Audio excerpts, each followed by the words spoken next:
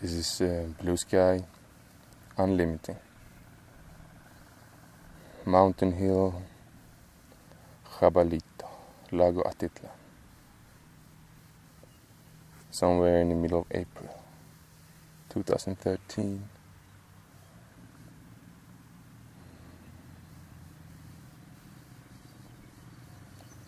Who am I? Who are you?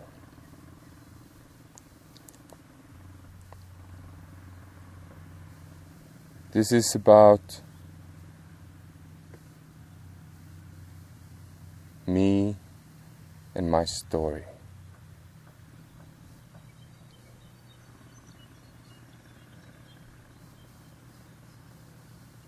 And who am I? Are they related whatsoever?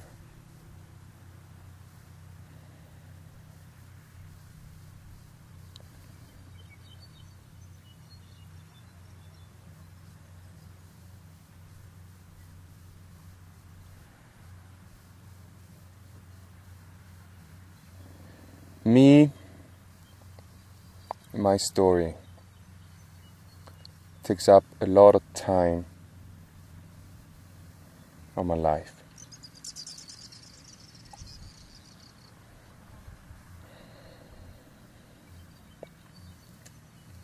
Do I agree with that?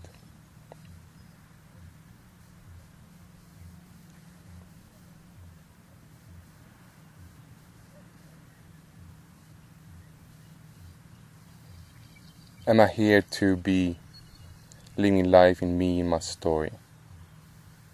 Is that the purpose of my life?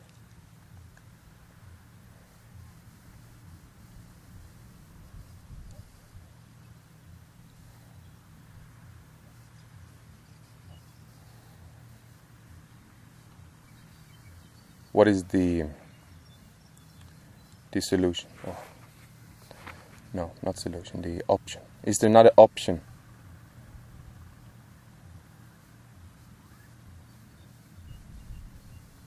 Than not to be in me and my story? Yes. Many times I fall out, or I'm drawn, returning into what is for me a more purposeful living.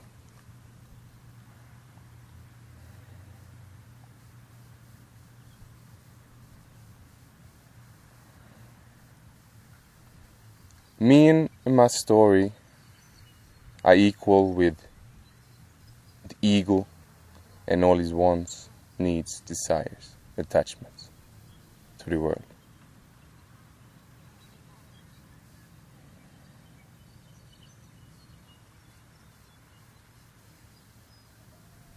I also see my body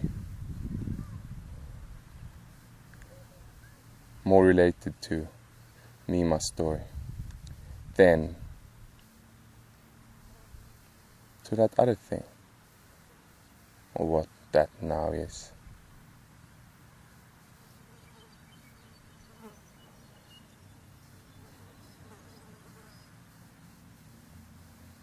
Am I a human with a human body that are welcoming the spirit as a guest?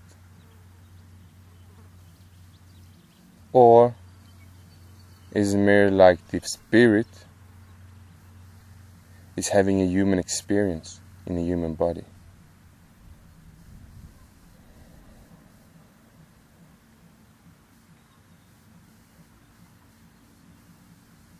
I go for the latter.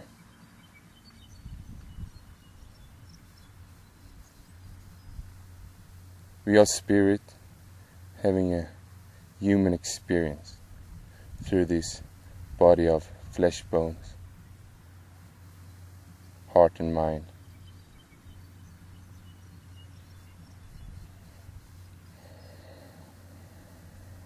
And that kind of negate the story of me,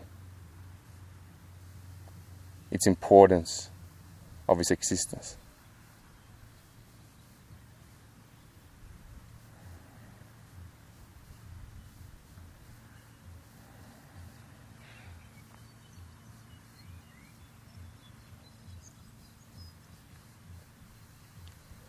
There's another thing if that story would be whole.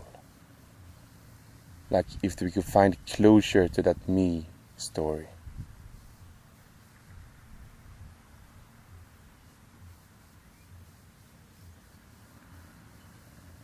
The one story, or one individual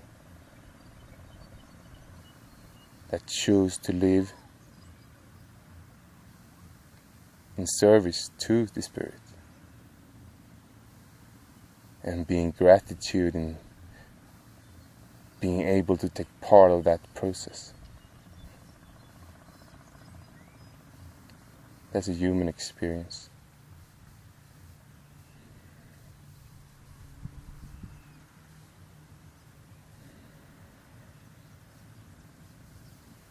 So if that story is whole, there's wholeness, there's integrity there. All words, thoughts, feelings, emotions, behaviors, and actions are one and the same. They are pointing, they are spiraling, touching each other as one principle.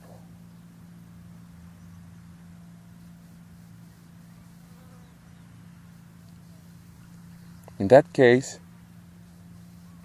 we could individually, without being schizophrenic about it, or multiphrenic about it, co-create life.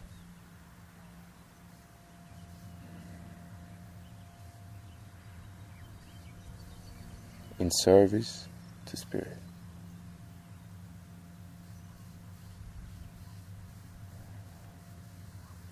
And most likely melt, merge together with Spirit. And there is no more separation.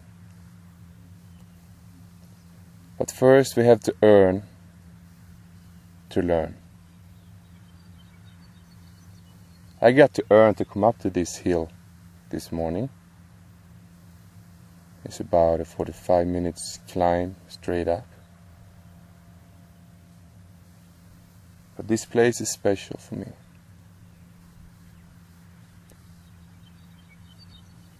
And so far I gotta walk to come here. And it takes some effort.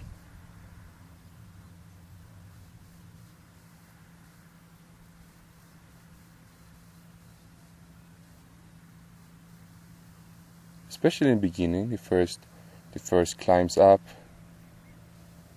It's always a bit harder, a bit more effort into it. And then it becomes a bit more effortless. But we still get to earn what we choose to learn.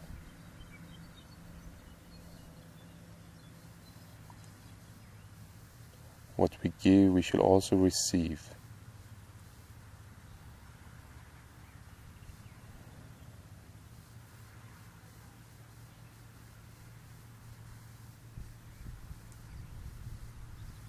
What if we humans are receivers? The Spirit is a giver. How do we start to just receive?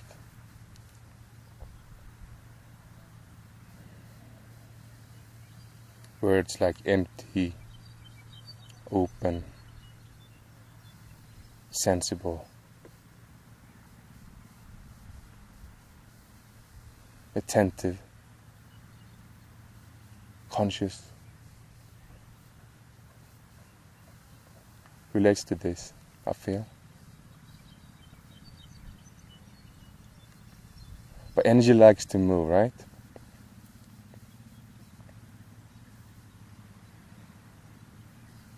We receive and we give.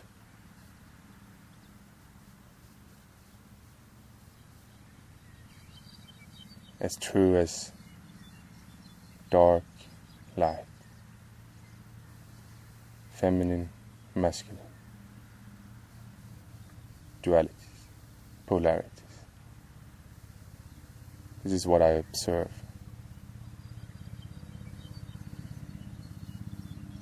How the world, this universe works. So this is how I choose to understand life. For now. For this incoming breath. And for this outgoing breath. Which may change. As long as I live, there will be changes. In my definition, there's one of life. The life is the very change. From that unspeakable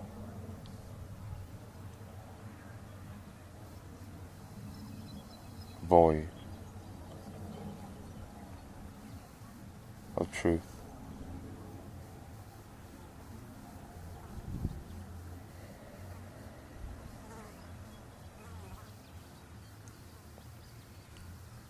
So I choose to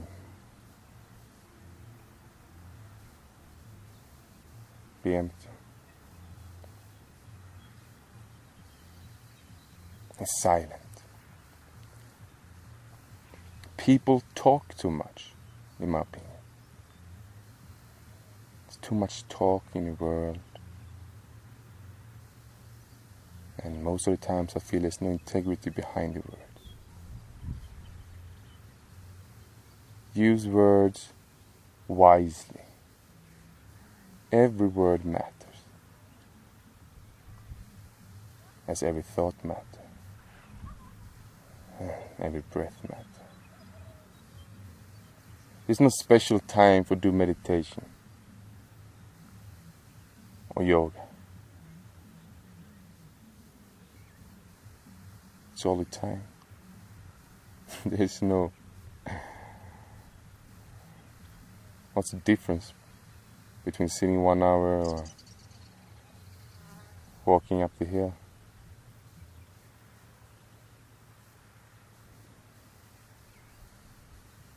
We may choose to put a serious, concentrated effort of conscious working towards those principles we feel are the right for us in that moment. Yes. But I see those times as more enhancements of a great opportunity. Especially if you live a hectic life.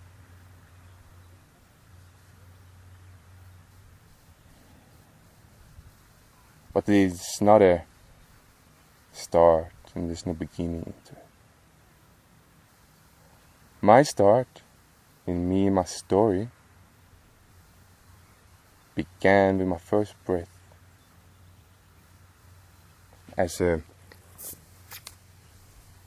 When I completed the individuality. When I'm stopped breathing spirit my own. Before then, in the womb, I was sharing my mother,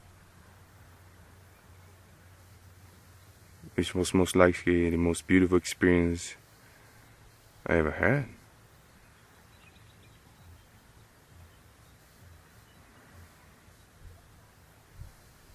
Effortless living. Then we come out, and there's a lot of pain in the birth. There's a lot of pain among the people. There's a lot of pain in the hospital, in the city, in the whole country. That already divided itself from other countries. So we got borderlines on earth. We fight for power through money so we can have control and feel superior and make others feel inferior so we feel more secure in our separateness. So here it comes out, a newborn baby, so innocent to this.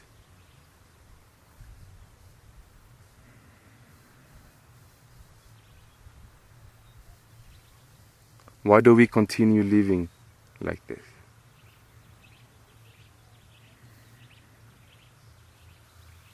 Is this the only way to live? Seriously. For me,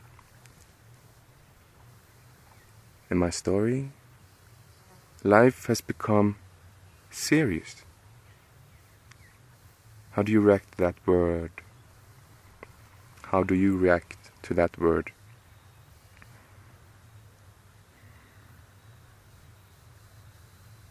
How do you react to discipline?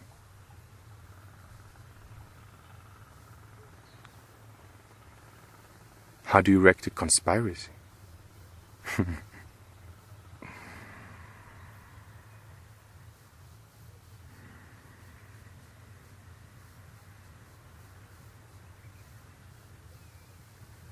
I respond to the word serious, to take responsibility to life.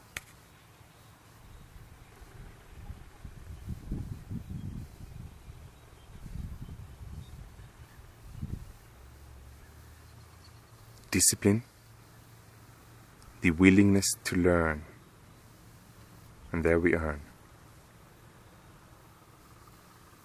Conspiracy, come and breathe with me, my friend. Let us breathe together and share our honest expression in silence through the breath. Con spiritus, with spirit. So there must be a reason that we continue living like this. Or is there not? Is it both? It doesn't matter. I'm here now. What do I choose to do?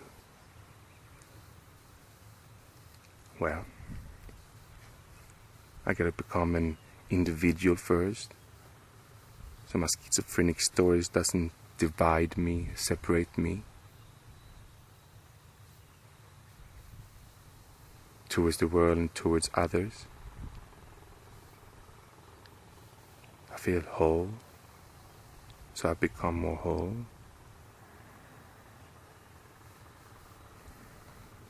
That's holy for me, wholeness.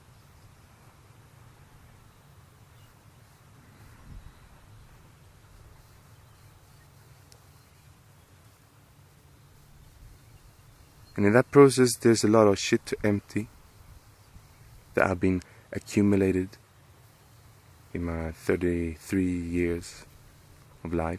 So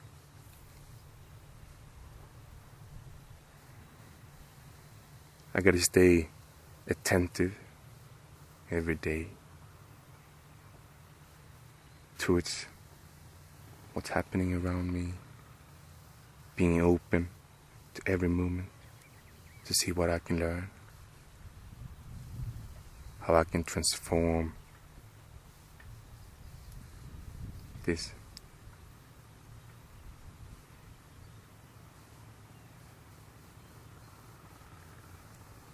Not useful energy being statically repressed.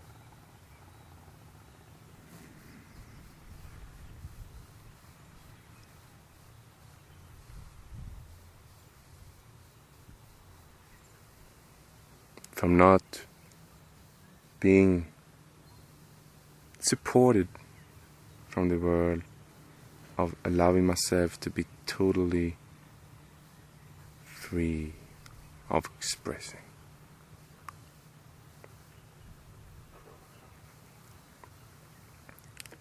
It's been cut in from all rules,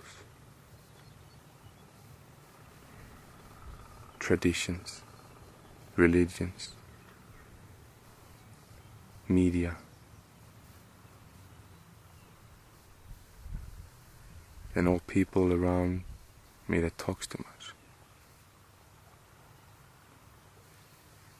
It's all from the past. All these different inputs. Another definition of life I have is newness. Newness. Always something new. Never the same.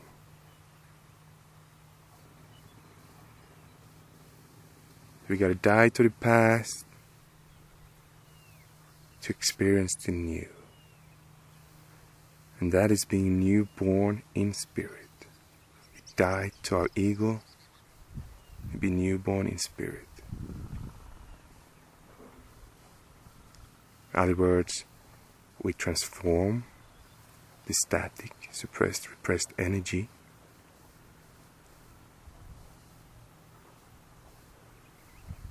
make it flow in a beautiful emotion, energy in motion that we choose.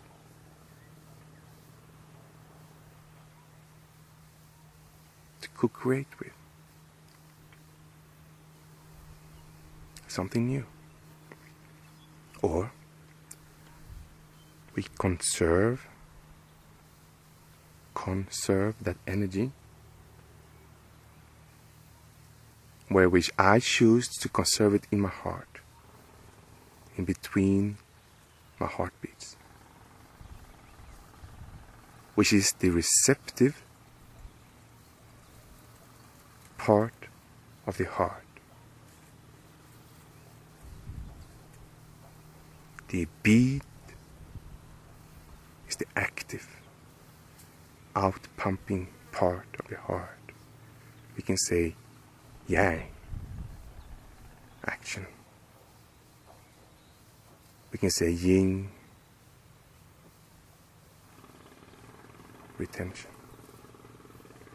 rest, relaxation, and also receptivity in there. And conserve could mean conservicio, with service. In service to what? Into spirit. If I store that now beautiful energy in the space in between my heartbeat for latter use,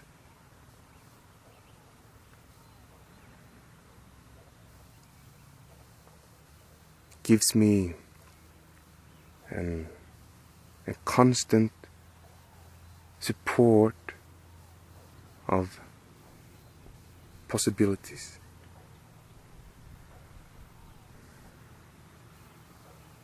Never doubtful. Because how can you doubt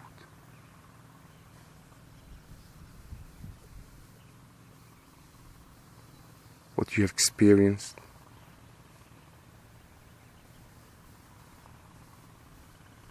It's possible.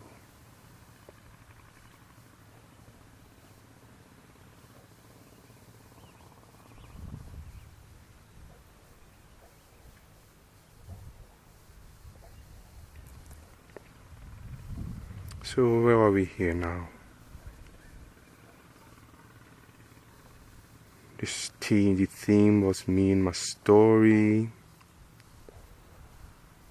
Yes, let me continue with the conservation part. Because here I'm sitting in me and my story, not ready to do that.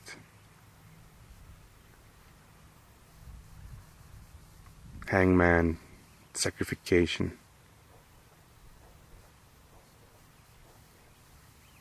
Of total egolessness.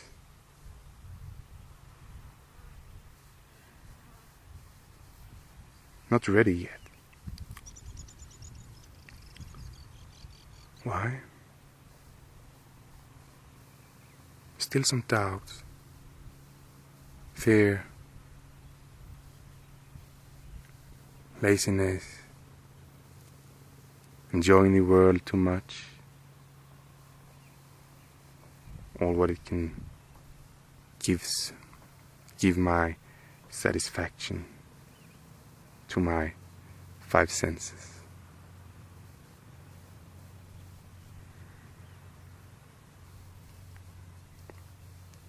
But I chose from the work I do myself to conserve parts of that upflowing, beautiful energy into my heart in the space between heartbeats. Like as a little capacitor, like a little bank deposit.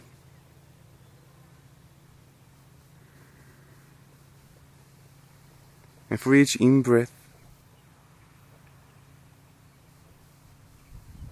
there's I was going to say inflation here, but what do you say when you have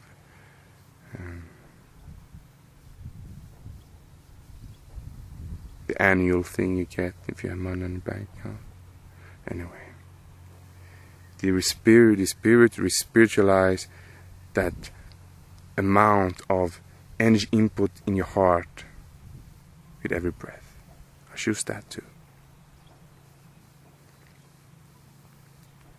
And for example, from my yoga, Kundalini yoga, when I feel energy extending my spine,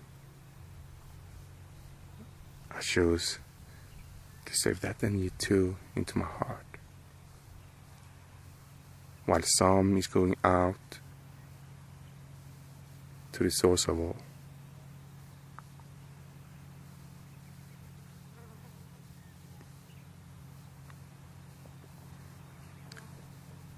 So, when that deposit is kind of overwhelming, I imagine now, when it's so full of pure, beautiful emotions, of beauty, which for me is truth.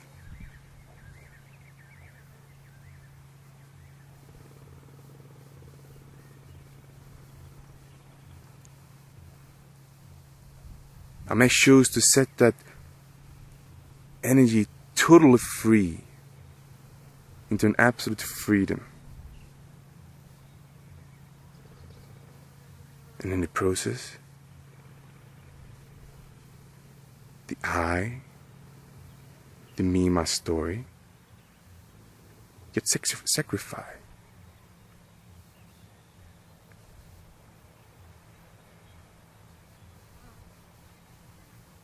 And there's a leap into the unknown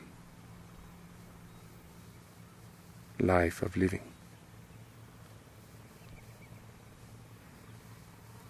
How beautiful isn't that? How beautiful isn't that kind of sacrifice?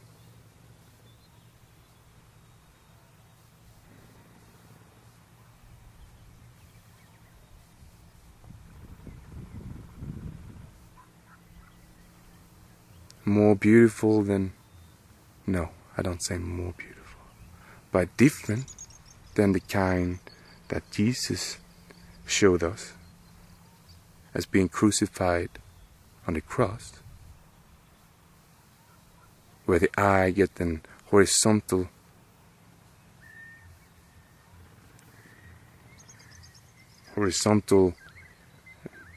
wood, crossing over the heart center through suffering. It looked like suffering, but I don't know. I didn't experience that. So there are many ways to sacrifice the ego, me and my story. First, do we choose to do that? Secondly, how do we choose to do that? Third,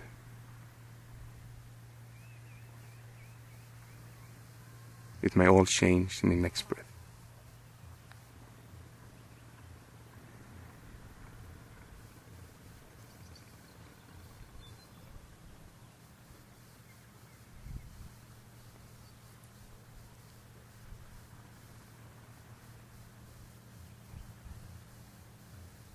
A little bit of planning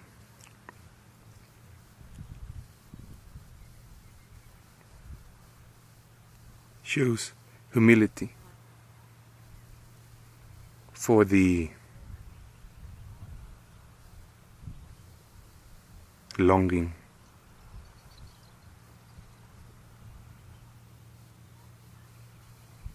of something inexplicable.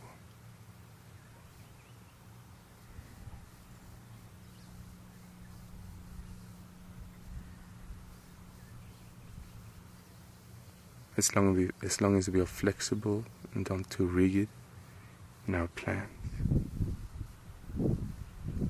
they work.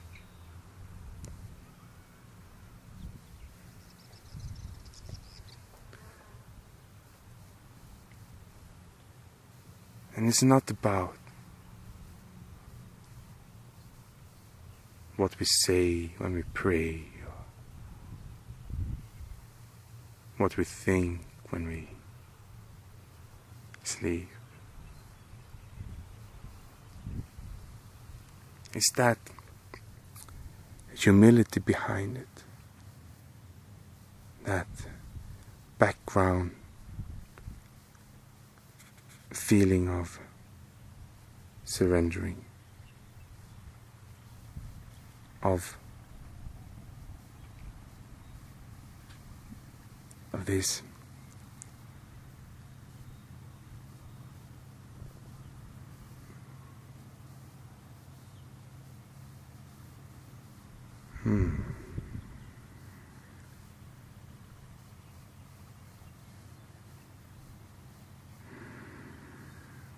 silence.